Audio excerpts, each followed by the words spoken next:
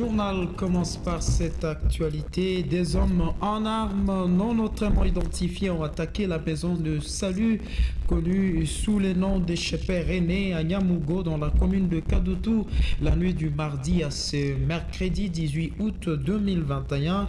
Ces malfrats se sont introduits dans l'enclos, laissant donc à leur passage 2 personnes grièvement blessées, dont le père Floribert Kombi et la sentinelle Mousseme Rukiko.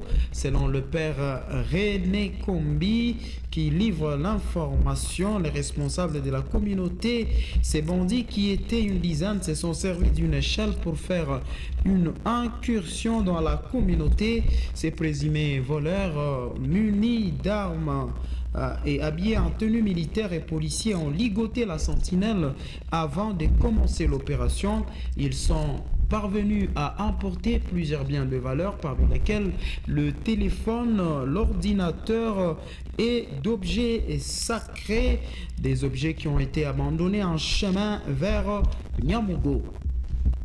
Comme annoncé au sommaire de cette édition du journal, renforcer les capacités de magistrats et juges militaires sur les contenus du protocole de Maputo sans ses aspects d'avortement sécurisés. C'est l'objectif d'un atelier sur la clarification des valeurs pour la transformation des attitudes face à la santé sexuelle et reproductive. Un atelier organisé à Bukavu par l'organisation AIPAS. Reportage Luc Lusombo.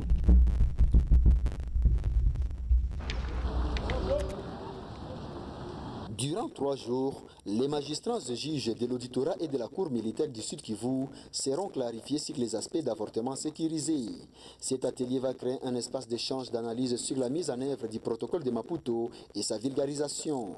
Mike Mponi, programme manager chez IPAS, fait savoir que cet atelier permettra aux participants de comprendre l'évolution du contexte légal en matière de DSSR en République démocratique du Congo. Il est important pour pouvoir clarifier l'évolution du cadre légal, de travailler avec les magistrats, mais aussi avec les policiers et les parquets pour pouvoir échanger sur cette question, partager l'expérience, mais aussi apporter les informations sur le nouveau cadre légal.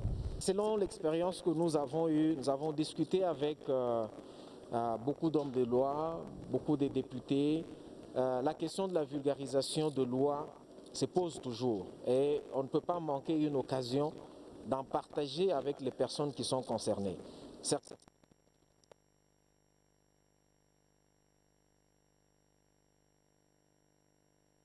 Lancement de la campagne Vente Patente Exercice 2021, c'est 18 août dans la province du Sud Kivu. Le ministre de Plan Rodin Aochi a donc lancé cette campagne. Les cérémonies se sont déroulées au bureau de la FEC dans la ville de Bukavu. Justin Mwamba signe ses reportages. Cette campagne lancée devant les responsables de plusieurs assujettis vise à maximiser les recettes pour le développement de la province du Sud Kivu. Pour cette année 2021, c'est l'organisation Etinet qui a réussi le marché de la vente de cette patente dans le cadre du partenariat public-privé. Pour Birindo Tchakinir et César, il promet qu'il le fera d'une bonne manière. Étant donné que c'est des bien-être qu'il s'agit aujourd'hui, passe par une mise au point du répertoire des assujettis.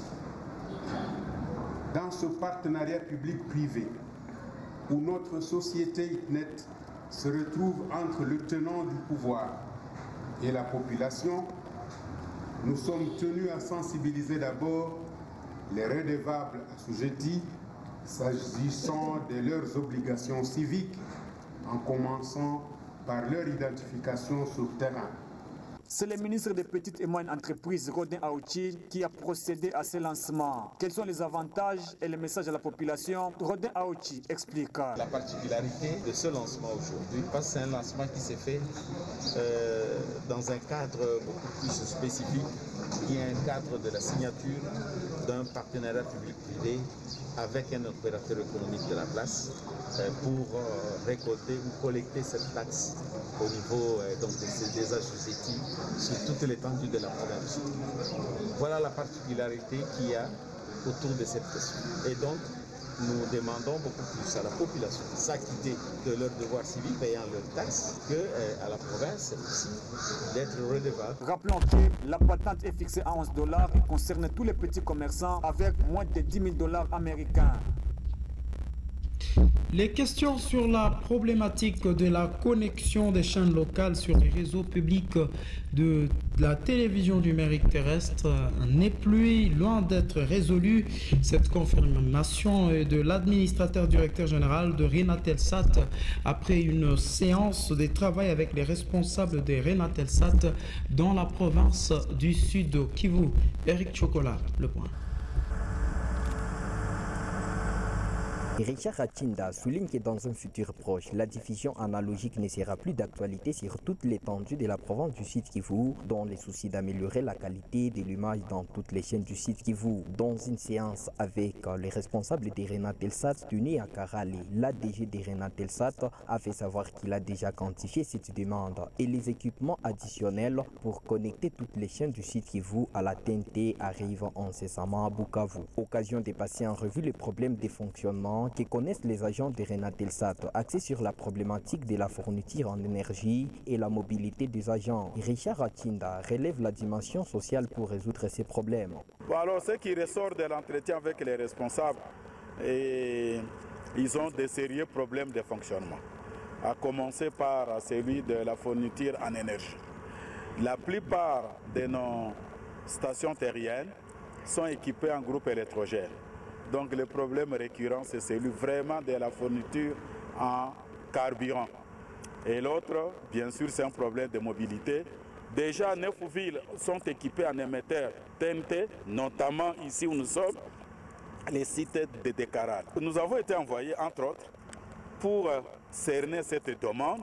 Et vous verrez dans les jours à venir, nous allons amener ici des équipements additionnels pour prendre en charge, connecter toutes les chaînes à la TNT. Ce n'est que partie remise. Il renchérit que la solution idoine aux problèmes que connaissent Renatelsat ainsi que d'autres entreprises de médias sont en atout pour les amener à bien rendre le service aux médias locaux, de pair avec la migration vers la TNT en cheval de bataille pour le chef de l'État.